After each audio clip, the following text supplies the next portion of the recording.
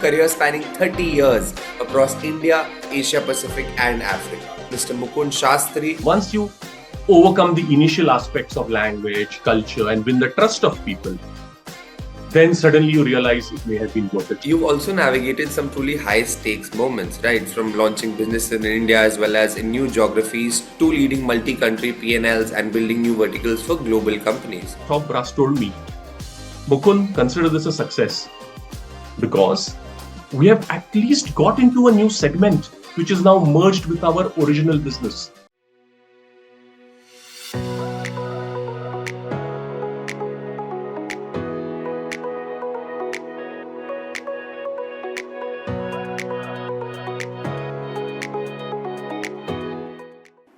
Hello everyone and welcome back to FaceTime with Leaders powered by Directors Institute World Council of Directors. I'm your host Tanayol and today we're in conversation with someone who has spent more than 3 decades building and leading pharmaceutical businesses across India and international markets.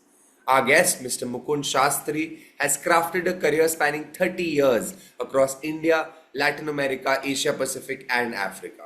From launching blockbuster brands in India at Alembic and Sun Pharma, to leading country operations in Peru, Thailand and Malaysia, to steering multi-region businesses at Glenmark, Aurobindo and Novugen Pharma, his journey reflects both scale and depth.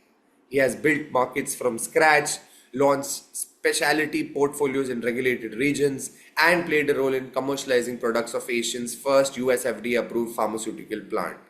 But beyond the numbers and global mandates, his story is about resilience, adaptability, and the power of trust in leadership.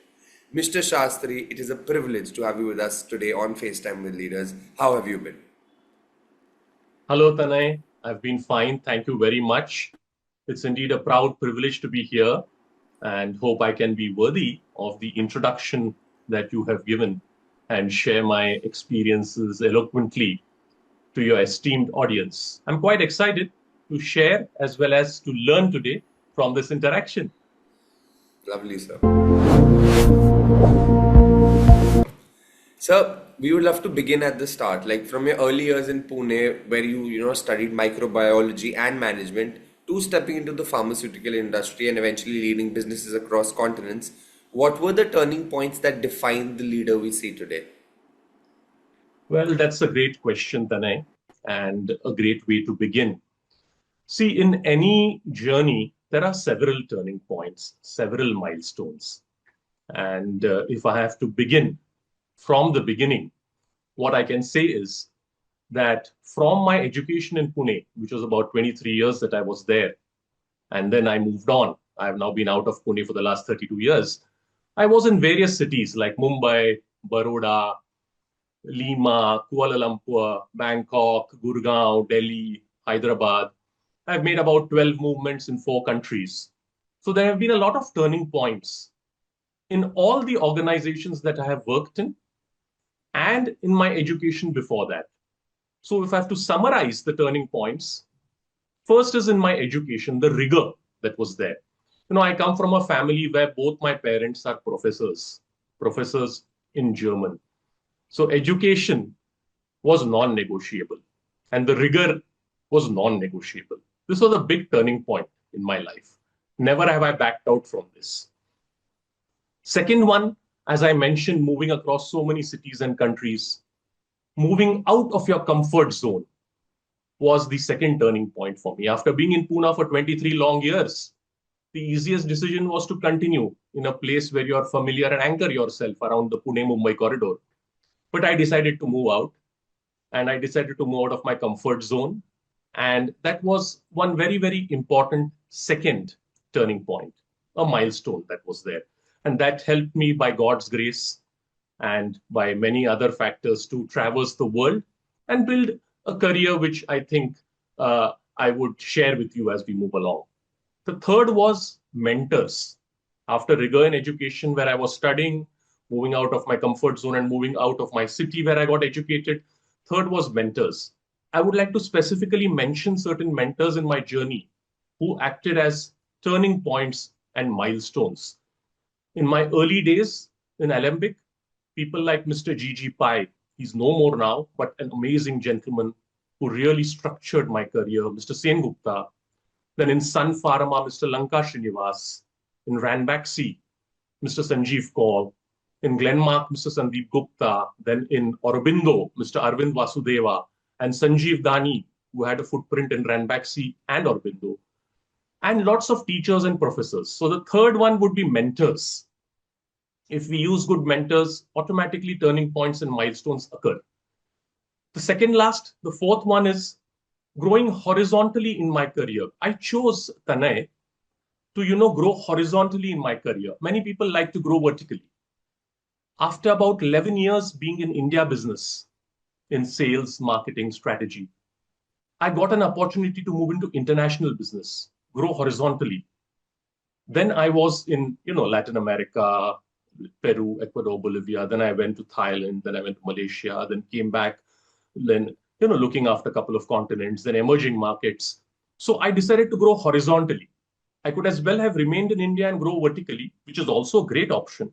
But I decided to grow horizontally. That was a very important turning point, milestone decision I made. And the last, investing in self-learning. This I think is an underrated aspect which many professionals kind of feel that they can learn as they move along. But consciously investing in your self-learning, I think that's something which was a milestone. I was taught this early in my career as well as early in my education. And I made it a point, at least in my first 20 years of my career, I must admit, may not be in the last 10 years where I was very busy and actually training and teaching and mentoring people myself. But in the first 20 years, I did a lot of this kind of self-learning. So these could be the 5 kind of, turning points, milestones in my career. Yes, and it's lovely to hear that. I think as long as you're concentrating on growth, which is, personal, communication wise, everything wise, a wholesome growth, I think anyone who does that has a stupendous career like you do.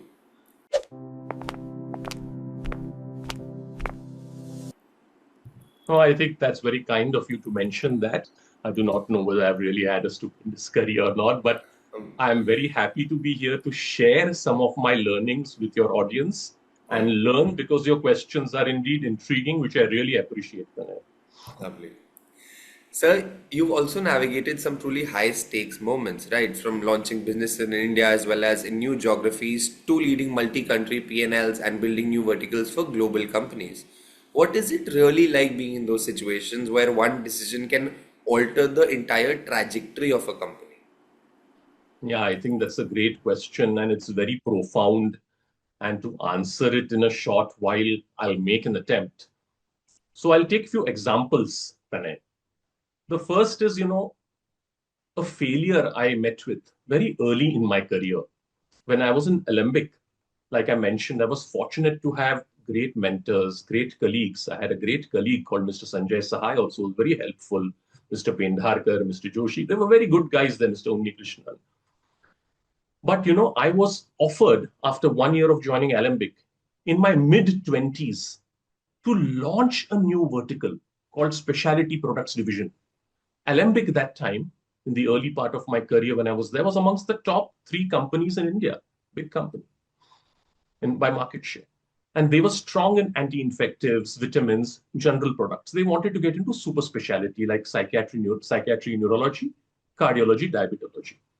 So they said, okay, you start this division for us. Being a youngster, you can run around, do a lot of things. I said, okay, launch the division. Did a lot of things and then realized very early that changing the mindset of a mass-driven company to a specialty company is not easy.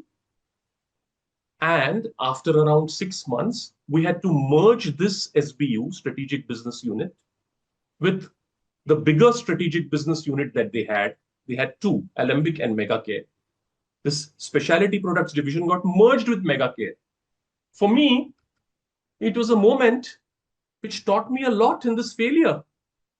But then, as the top brass told me, Mukund, consider this a success, because we have at least got into a new segment which is now merged with our original business. Had it not been for you, we would have remained where we were, and companies would have moved into newer segments which we were not dominant in as categories. At least now we have a foothold. So this was an amazing learning that I got early in my life as a high stake kind of thing. Not a boardroom experience. You cannot have that early in your career, but it was a SBU, strategic business unit experience. Second one, a positive one, was when I joined Sun Pharma. Again, when I was in my late 20s, there was a brand called Pantocid. In fact, many people may know it by name, Pantocid. These are different brand names of the molecule pantoprazole. Sun Pharma had a first burst launch. At that time and even now, it's very rare for one product to have a launch, four or five companies launch together. So they call it a first burst launch, not a first mover launch. So Pantocid was amongst the first burst launches. I am very happy to inform you that today, maybe around 28, 25 years plus after the launch of the product, it is amongst the top 100 brands in the pharmaceutical industry today. And that was something that the company entrusted to me. I still remember Mr. Dilip Sanghvi, who's such a great icon leader today. At that time, when we were working, he was so accessible, which is even now. But at that time, it was a growing company. And he himself, was involved in the launch of the product, along with the other mentor I mentioned, Mr. Lanka Srinivas. There was Mr. Subbarao, who's a king in writing a lot of books of pharmaceutical marketing in India, amongst the leaders in India. They were all there. This brand, the segmenting, targeting, positioning, the marketing that we had around it, the kind of target audience we built, and the kind of superb execution we had of the strategies made it a big brand. So this was another amazing high stakes journey. Imagine the brand which then becomes 150 crore brand, rupees brand, is big in India. And that's what happened with a small start. So the first example I gave you was a learning. Second was a kind of, amazing experience. The third, fourth, and fifth are related to scale first, global business next, and a very important point I'll come to last. When I talk about scale, when I went to Ranbaxy after Sun Pharma, Alembic, Sun Pharma, Ranbaxy. Ranbaxy was all about muscle power. Sun Pharma was all about path of least friction. Get into segments of super specialty, try to get good segmentation, targeting, marketing, find your way without getting too noticed under the radar, and then become big. Ranbaxy was from Mumbai to Delhi, a totally different culture for me. So when I was around 30 years old, being in Pune, Mumbai, Baroda, suddenly I went to Delhi. And then the culture changed. But then, after my initial 6 months of hiccups and trying to find out what this muscle organization is in this muscle kind of atmosphere, I realized that's another way of life, and an amazing one, where people have their own way of delivering. People are emotional. They're not just rational. And people are here to help you and do things in a grand way, not just in a planned way, step by step, which is also another way of doing it, the way I had experienced it. So I found scale in Ranbaxy. Huge brands, huge marketing budgets, lots of people, so many matrix kind of situations to deal with. So from the Alembic experience to the Sun experience, I suddenly came into a situation where it was a grand experience, mammoth experience. And Ranbaxy was then the number 2 company in India at that time, just after GlaxoSmithKline, after Glaxo. So this was an amazing experience of scale, which is also a high kind of, stakes experience. The next one after that was when I moved into global business. Now, global business was totally different. When I went into Peru, not knowing the language, but then Ranbaxy being the company, it has trained me in Spanish, myself and my wife. And, even today, we are fortunate to speak pretty decent Spanish. So we went to Peru, didn't know the culture, didn't know the language. I was looking after Peru, Ecuador, Bolivia, cities you can't spell, Lima, Arequipa, Cusco, then Guayaquil, Cuenca, Quito, and then, La Paz. And it was a totally different cultural experience, Tanay. And, sometimes I used to wonder whether this is all worth it. Being in a great corporate setup, you are sent to a subsidiary thousands of miles away to set up another Ranbaxy there, like it is in different parts of the world for an Indian MNC, the way Indian MNCs operate. But then once you overcome the initial aspects of language, culture, and win the trust of people, then suddenly you realize it may have been worth it. So a high stakes game that was, because you are sent so many thousands of miles away and entrusted with this responsibility. And the first one for me in international business. Then it was relatively better when I went into Thailand. It was amazing and successful, Malaysia, and many other things later. We'll talk about that later. And the last point I would like to mention is, and I think, Tanay, this is something I would like to underscore.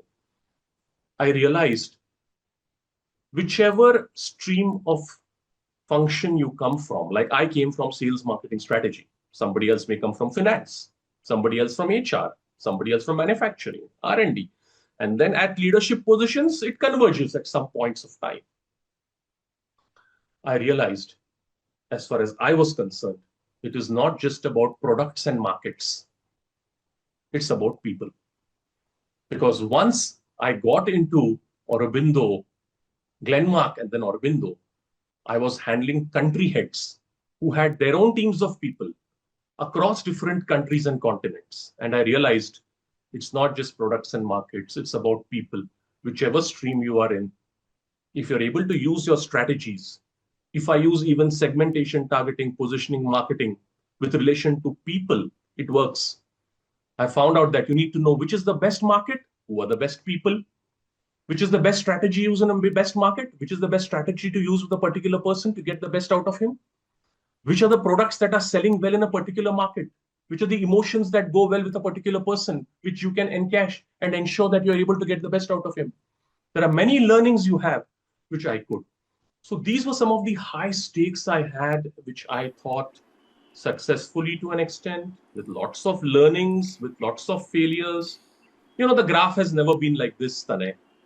The graph has been like this, like this, like this. But eventually, God has been kind to make it like that. No. That's something that has happened. And I think a vast variety of experiences can provide something like that, where you know it's going to be down or you know it's going to be up, but at the end, it's all a part of the learning, right? Absolutely. You said it. You said it, Tanay. Sir, you worked across respected organizations such as Alembic, Sun Pharma, Ranbaxy, Glenmark, Aurobindo, and Novugen, each with its own DNA and culture. What is the one leadership principle you have carried consistently through all these transitions? Oh, that's a great question. And if I really have to think through, my answer would be situational leadership. See, in your DNA, if you have leadership with certain inbuilt value systems like ethics, morals, values, with systems, structure, processes, it is good. But to situationalize it, depending on the organization you are in, is also important. So while I can say that a particular DNA one can take up and try to deliver in different settings, I must say that the expression of that DNA has to be different in different settings. But the underlying factors are ethics, morals, values, structure, system, process, and iron hand in a velvet glove, ensuring discipline, ensuring rigor, but wording it nicely, getting work done cross-culturally, cross-functionally, has also been something I have tried to practice across every organization. Even if it is a relatively aggressive and strong organization like Ranbaxy, where you need to have a little more iron fist, a little less velvet glove, or an organization like Novugen, which I worked with until a couple of years ago, which is very different in terms of culture, in a different country altogether. And the headquarters are in that country. It's not an Indian multinational with a subsidiary in that country. The headquarters were there. There I had to again look at how, and the nationals were different. There were people of Chinese origin, Indian origin, Malay origin, and different other countries of the world who were there, all congregated. So there also I had to use the same underlying ethics, morals, values, systems, structures, process, but maybe a little more velvet glove rather than iron hand. So some of these nuances are there in situational leadership that are important. And believe me, I still use what has helped me in the past. Whenever in doubt, I go back to the drawing board. I look at Peter Drucker, Michael Porter, Philip Kotler, frameworks like BCG matrix, GE matrix, Ansof's growth matrix, our very own Ramayana, Mahabharat to guide. And many times, when in doubt, when you go back to the drawing board, it is extremely useful.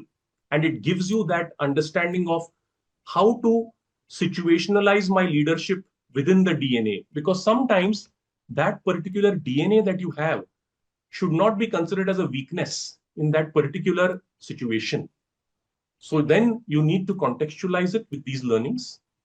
And I've also been fortunate that I have been, given various opportunities to attend courses, in IIM Bangalore, then in ISB. You may be, interested to know that I was doing my PhD in XLRI in 2008 when I was in Thailand, actually, but I had to give it all up when Lehman Brothers happened. There was a global collapse, something similar to what is happening now, but with much more intensity. Right now, it is just the West Asia crisis, and I'm sure it will, some way or the other get resolved. It's just a matter of in how much time and to what extent and how.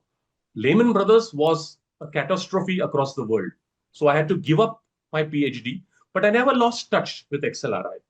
And about 4 years ago, when I was, at the end of my career as a KMP, as a key management personnel, and looking to get into a board role, looking to get into an advisor role, I also did a course in ISB for 6 months, a course saying leadership with AI, artificial intelligence. People of your generation, Tanay, are great at it. We are, to a large extent, dinosaurs there. So I decided to do a course and to do it, not just learn on the job. Yeah. And that's something I did as well. So when in doubt, go back to the drawing board, go back to your courses, get your leadership aspects back situationally, but don't forget the DNA, ethics, morals, values, systems, structure, processes. Yeah, very true, sir. And honestly, the way technology has been going, we'll be dinosaurs in another 2 years. Well said. So, I mean, if you don't learn and keep up to date, and everyone's going to be obsolete very soon in terms of, how fast the world is moving. No, you're absolutely right. You're absolutely right. Sir, at Novugen, you were instrumental in setting up the commercial business in Malaysia and beyond, anchored by Asia's first US FDA approved facility. That is legacy work. Was it comparable to Ranbaxy and Aurobindo or entirely different? Like, could you share how that vision came together and what made it so impactful? Sure, Tanay. See, in Ranbaxy, Aurobindo, Glenmark, it was more building a business with a base already in place and growing it and taking it to the next level. That also requires a specialized skill set with team members, and you need to get a team in place to get you there to the next levels through business development, mergers, acquisitions, organic growth, and so on and so forth. In Novugen, it was almost like starting from scratch, developing a blueprint for the future. And I must mention Mr. Rahil, who is the CEO and also part of the founder family. They found me on LinkedIn, and we had various rounds of interviews, and then finally we agreed that I would join, and then I went to Malaysia, and it was a Malaysia headquartered company. Although the funding was from UAE, the company was headquartered in Malaysia, and they wanted to make it ASEAN's first ASEAN-based MNC in pharma. Like we have Dr. Reddy's, Ranbaxy, and so many Sun Pharma, so many other companies, Aurobindo, which are India-based multinationals. In Malaysia, there were none, which were US FDA-approved factories, which now Novugen has, which they wanted to commercialize across the world. So they got me on board. I was handling their non-US, rest of the world business, and I had to make a blueprint for the globe. Obviously, with a focus on Malaysia, Brunei, Singapore, and then across the globe in Asia, as well as then in Africa, Latin America, and so on and so forth, Eastern Europe. I was there for a year and a half. I wish, frankly, I was there longer and I could contribute to them. I'm still in touch with many of them and on good terms. But I had to come back to India for personal reasons, and hence I had to move back with my family. I had moved there with my family. I moved back with my family. So Novugen was building a blueprint from scratch, and that was amazing work. And the team that was there in Novugen also was excellent. I would say amongst the best in the world that was brought together in Malaysia from across different countries. And there, when you start the process from ground level, the company existed 5 to 6 years ago as well before I joined, because they had to set up their factory, they had to set up their products, they had to build the factory, get the manufacturing of the products in place, get various licenses, get ready for commercialization. That's when they brought me on board. So 5 years was investment phase. And then they brought me on board to develop their global blueprint to get the returns on investment in the next 5 years. And that's when I had joined them at that time. So indeed, it was very different. It was like a startup culture. And that's where I learned so many things late in my life. Sometimes people learn things initially as a startup and then get into organizations which are already big and grow them. For me, it was the reverse. But Novugen was a great experience. And we could set up a lot of things for them, because at the end of the day, once you have a strong foundation, a strong base, a lot of things can be done. So the home country, Malaysia, was the focus, with lots of products, along with Brunei and Singapore, which are countries around Malaysia. And then we looked at, a lot of countries like Vietnam, Philippines, Saudi Arabia, looking at what we can do in Latin America, since I had a lot of exposure there as well, besides ASEAN. And we did build a blueprint. But yes, the focus continued to be on the home country first, which was also the focus in Ranbaxy's son, Glenmark.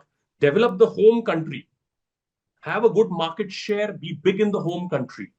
And then when you go globally, you have something to talk about and pitch when you have everything set up to encash. So Novugen was indeed a great experience, Tanay. Yeah. And I feel I thank the Almighty for giving different types of experiences. And I'm glad you asked this question. And very rightly said, sir. I think, like you said, that once your core is set, like your base company, then you can go out. It's like a person's health, right? Unless your heart and basic health is fine, you can't go around doing 100 other things because your base might fail you. No, absolutely. You said it. You said it. Okay, sir, now time for our very own rapid fire round. A few quick questions and all we request you are quick answers. So are you ready? My goodness. Okay, let's go through this as well. Yes. Lovely. What's your go-to comfort food after a long day? Oh, jeera rice and dal tadka, my friend. Lovely. If you could instantly teleport anywhere in the world for a weekend, where would you go? Undoubtedly Latin America. South America is a beautiful part of the world that I just love. Nice. One movie you can watch over and over again without getting bored. I hope your audience agrees with me, but for me it is a movie called 12 Angry Men by Sidney Lumet in English, or even its Hindi version called Ek Ruka Hua Faisla by Basu Chatterjee. I love that movie.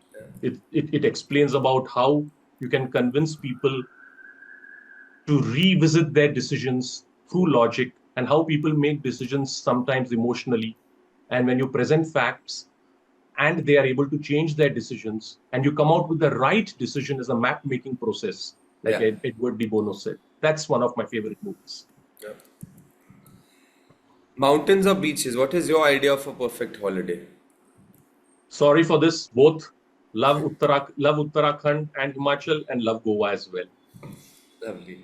If you could if you could swap lives with any sports person or celebrity for a day, who would it be? Mahendra Singh Dhoni. Love his cool, calm, confidence captaincy, as well as taking the game till the end and winning it. Yeah. Finally, what is one quirky habit your family teases you about? Oh, they say that to a large extent, I'm too much, specific about how things should be, a perfectionist.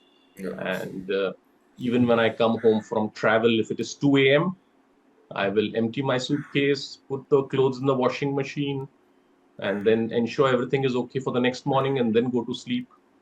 Perfectionism is something I like, but I'm trying to change that to excellence. I like Tom Peters' book.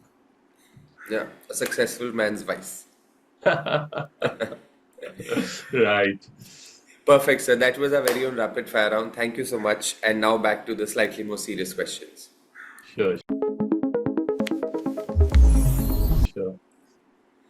Sir, we've seen how the pharma industry, especially in emerging markets, isn't just battling competition and regulations, but also scams, like from fake overseas job offers that swindle professionals of their life savings to trading frauds where even seasoned pharma officials were duped by highly sophisticated operations.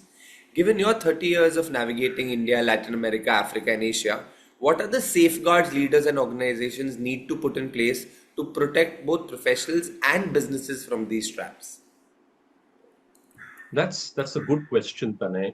And it may not have very simple answers. I may not have them as well. And in your esteemed panel, as you move along, you may also get differing views on this. My view is as follows. You have to do your due diligence. See, for every person, you cannot pass the blame to someone else. So, in case I am the person who, for example, may get scammed, let's assume a person, I have to do my due diligence. There are no shortcuts in life. So, I need to ensure that I don't do something where I take a shortcut. I don't follow the, as I mentioned, ethics, morals, values, system, structure, process, route, and do something different and then blame someone else for it. Having said that, on the other hand, the pharmaceutical industry by itself, Tanay, is regulated. It is not a free for all industry where anything can be done. So there are certain, boundaries, milestones, checkposts that exist in the pharma industry. So it's not easy for what you just mentioned, these scams and other things to happen. They happen when somebody voluntarily or deliberately does something to short charge the system, which again is a wrong intent or an attitude. So, what I would advise, the question which you also asked was, if someone is looking, for example, for a job overseas, look at Indian multinationals who are there, say in pharma, in IT, in so many others. Today, India is becoming a global, Indian companies are becoming global with their headquarters in India. So, Yeah. if you join in India and this company sends you overseas, less chance for any scams. Or if you're looking for jobs overseas, try to look at those multinationals who have headquarters maybe in US or Europe or some of these countries where you can ensure that you can bank on them. Or else, like I took a call going to a Malaysian headquartered company, but I did my due diligence before going. So very difficult to say what is right or what is wrong. But definitely one needs to take accountability and responsibility for one's decisions. Many times people do something and say it happened because of someone else. That's the only part where I differ. Yeah, yeah. Very well said, sir.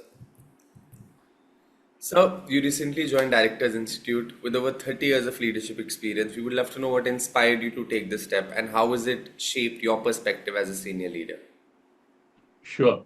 In fact, I'm indebted that to Directors Institute that I approached them and could join them because after about 30 plus years of industry experience and the last few years being at CXO level, I also had a personal coach when I was in Aurobindo to groom me towards the next level. I thought I must now do something different. And to do something different, I decided to move out as an employee, get myself reskilled first with Directors Institute, doing the various courses on, corporate governance, ESG, also on my own doing a separate course through Indian School of Business, ISB Hyderabad, on leadership with AI, as I mentioned earlier, so that I can be board ready to make larger impacts. So Directors Institute, the decision to join was to ensure that I am well versed with how boards operate, Yeah. to become an independent director, to use my earlier skills of 30 years, plus a little bit of reskilling that I did. Like I said, I love to go back to the drawing board when in doubt, when I have a leadership experience to kind of have, and then ensure that I can make much larger impacts. That was one of the important reasons why I joined this particular course. And I'm glad to inform that through their rigorous training, I could also pass the IICI exam. I'm empaneled now with the Indian Institute of Corporate Affairs, awaiting getting into the level of a board position to make a big impact. But I've already started in a small way. I'm an advisor and a consultant to a couple of companies, and also coach and mentor to few individuals. So that's the small impact I'm able to create, but I want to create larger impacts using Directors Institute and such bodies as catalysts to help me process my future. Lovely, sir. So, thank you so much, sir, for those kind words. From building businesses across continents to shaping leadership frameworks that create sustainable impact, your journey has been nothing short of inspiring. So, thank you so much for joining us today, sir. It's been a pleasure. Thank you, Tanay. I hope that your audience would enjoy this and share their feedback. And it has likewise been amazing speaking with you. Thank you so much. Thank you, sir. To our audience, if you found today's conversation insightful, do share it with someone navigating leadership governance or preparing for international roles. Conversations like these are not just about knowledge, right? They're about perspective and purpose. This has been FaceTime with Leaders, powered by Directors Institute, World Council of Directors. I'm Taneol, and until next time, keep learning, keep growing, lead with purpose, and of course, always have fun in your journey. Thank you so much.